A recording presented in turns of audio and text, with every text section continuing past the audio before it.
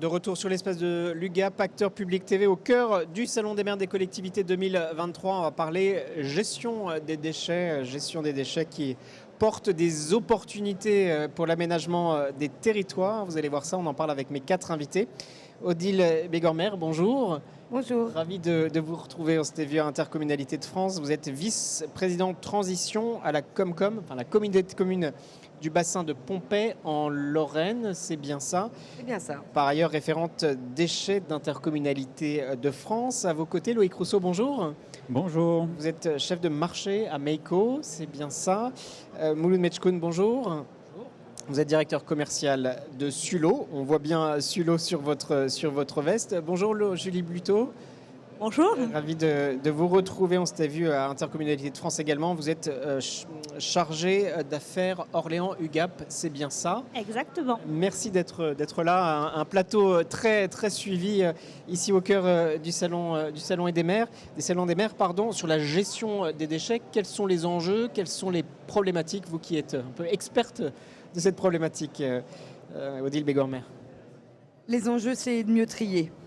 C'est de s'assurer que le geste soit le plus simple possible, offert partout, pour tous, que l'on soit chez soi, que l'on soit en vacances, que l'on travaille, que l'on soit sur un lieu de loisir, qu'on ait le même geste partout, de la même façon pour ses emballages, pour son biodéchet, ou si véritablement il reste quelque chose, un petit déchet résiduel.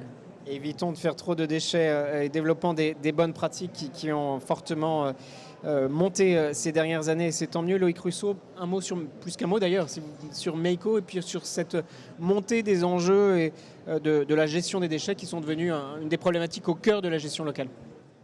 Tout à fait. Alors la société Meiko, c'est avant tout un fabricant allemand de solutions de traitement de biodéchets depuis 30 ans, partenaire UGAP depuis plusieurs années.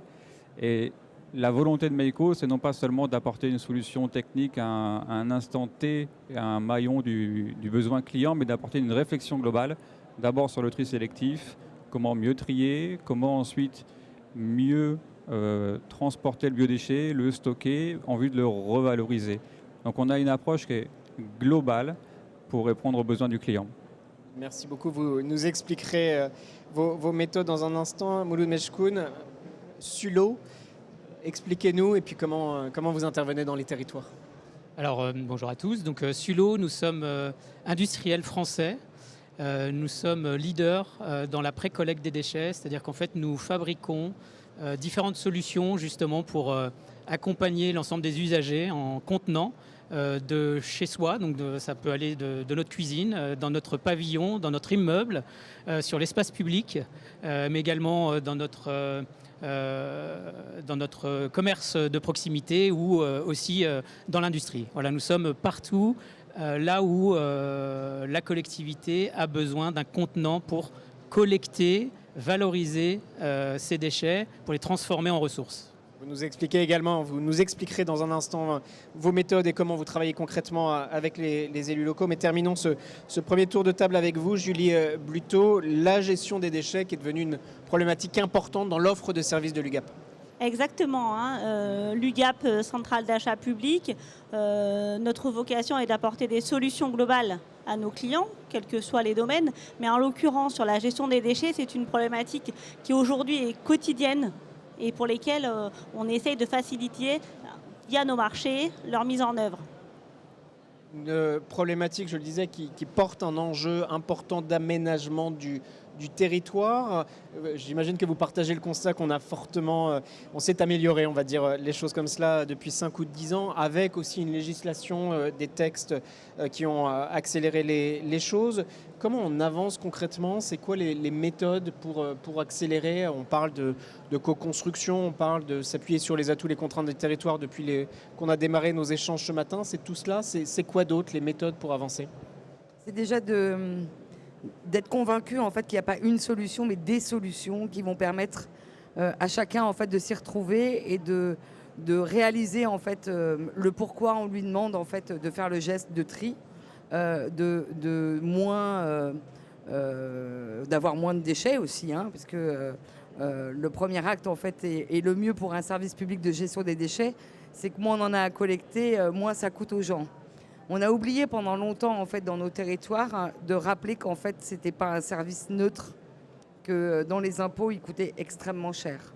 Et donc, si aujourd'hui, on accompagne les gens à comprendre que mettre son emballage, mettre son épluchure de légumes à tel et tel endroit, ça permet derrière, en fait, d'éviter de façon astronomique les dépenses de la collectivité, donc les recettes qu'on vient piocher forcément chez le contribuable, on arrive collectivement à un moment donné à se dire qu'on travaille ensemble, et donc c'est la co-construction aussi qu'on pose. Merci Loïc Rousseau, vous avez présenté l'offre de services de Meiko. Comment vous travaillez avec les élus, comment vous les accompagnez, quels accompagnements vous portez? Alors, on a une équipe de responsables régionaux qui sont en lien avec les régions, les départements, les communautés, les intercommunautés, à travers aussi notre partenaire UGAP. Et je rejoins complètement ce que vous disiez, Madame Begormer, sur le fait qu'il n'y a pas une seule solution, il y a plusieurs solutions pour traiter les biodéchets, que ce soit pour la collecte ou la revalorisation ou la gestion sur site. Et en fait, c'est de prendre en compte différents facteurs de l'infrastructure même et du bassin de vie qui est autour en fait, du site. Et c'est en prenant en compte tous ces facteurs-là qu'on va choisir telle ou telle solution. Et la solution que Meiko propose, elle est à destination des écoles, des EHPAD, des hôpitaux, des restaurants d'entreprise, des restaurants assez importants en termes de volume de biodéchets.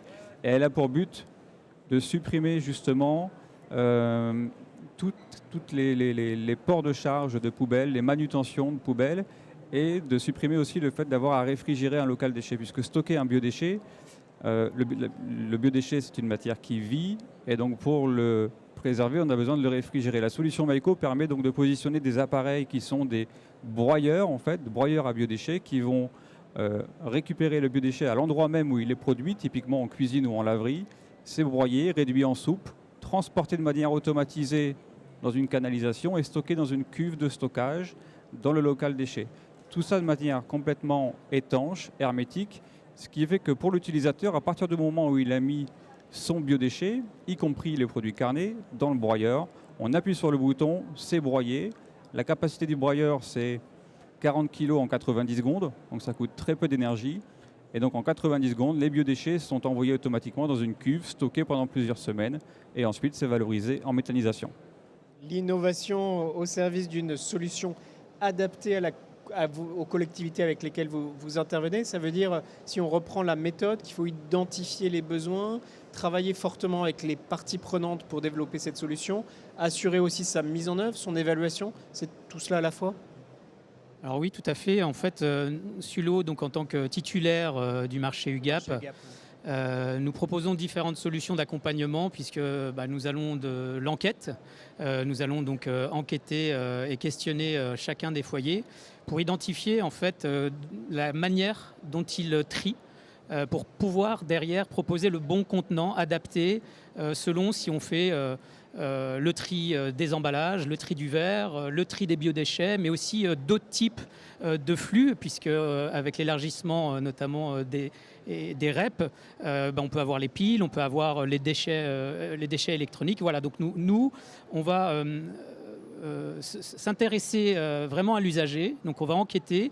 Une fois qu'on a fait cette enquête, on va recenser les besoins des usagers pour répondre en fait à des appels d'offres quand on est dans le cadre d'appels d'offres, où une collectivité peut aussi, en dehors d'un appel d'offres, passer par l'UGAP pour retrouver l'ensemble de ces contenants spécifiques pour l'usager et pour la collectivité. Voilà, donc on est vraiment un pourvoyeur de solutions pour les collectivités via le contrat que nous avons avec l'UGAP. À vous écouter tous les trois, vous allez être d'accord, j'en suis sûr, Julie Bluteau, il faut associer les usagers, la démarche usager doit être au cœur de la réflexion, au cœur de la définition de la solution, aussi au cœur de l'évaluation une fois que cette solution est développée. Exactement, alors ça c'est notre rôle à l'UGAP, c'est de mettre en relation aussi bien les élus chez nos clients, mais également les opérationnels, ceux qui sont sur site et dont le métier est de collecter les déchets, et bien sûr nos différents fournisseurs pour s'assurer que la solution qui est proposée ou les solutions qui sont proposées répondent au mieux à ce besoin-là et qu'on ne soit pas simplement sur une démarche, on doit faire ça. Voilà, on propose une solution qui correspond exactement aux besoins, quelle qu'elle soit. Nous, on ne travaille pas plus avec Stylo qu'avec Meco ou qu'avec d'autres fournisseurs. L'essentiel, c'est que ça réponde aux besoins et que ça facilite la mise en œuvre de la politique publique. Merci beaucoup. On a une programmation très riche. Peut-être un mot de conclusion chacun sur les suites. On voit que c'est une forme de terreau d'innovation, aussi de repenser l'usager, le mettre au cœur du service public local, adapter les solutions aux différents territoires. C'est tout cela à la fois. Comment vous voyez la suite, Odile Bégormer? Comment vous voyez les perspectives? Si on se retrouve dans un an, qu'est-ce qui doit avoir changé en priorité? Ce qui doit avoir changé, c'est aussi notre approche vis-à-vis du déchet, c'est-à-dire, vous parliez d'aménagement, c'est lié aussi à la construction, c'est lié aussi à la manière dont on repense nos cuisines, puisque la première chose, en fait, quand on discute avec des gens, ils nous expliquent qu'en fait, ils ne peuvent pas trier, ils n'ont pas de place. Et puis après, quand vous parlez avec un bailleur, il ne peut pas mettre des conteneurs parce qu'il n'a pas de place. Et puis après, quand vous allez avec le maire dans sa commune, il vous dit qu'il ne peut pas mettre de conteneurs parce qu'il n'a pas de place. Donc en fait, il va bien falloir qu'on trouve de la place, puisque de toute façon, à un moment donné, soit on passe à du zéro déchet, mais globalement, en fait, on n'est pas tout à fait encore prêt, ou alors on trouve des solutions et des solutions adaptées avec des innovations. Pour gérer la place et les espaces, votre conclusion et qu'est-ce qui doit avoir évolué en priorité dans les semaines, dans les mois à venir? Comment vous voyez la suite? Alors je dirais 2 éléments. Le premier élément, c'est de changer nos usages et l'approche que l'on a sur les biodéchets. Le tri, d'y penser tout simplement, et ça passe par l'éducation. On voit quand on met en place nos solutions, c'est beaucoup plus simple paradoxalement de les mettre en place dans une école maternelle ou une école primaire que dans un restaurant d'entreprise. Et deuxième élément, c'est que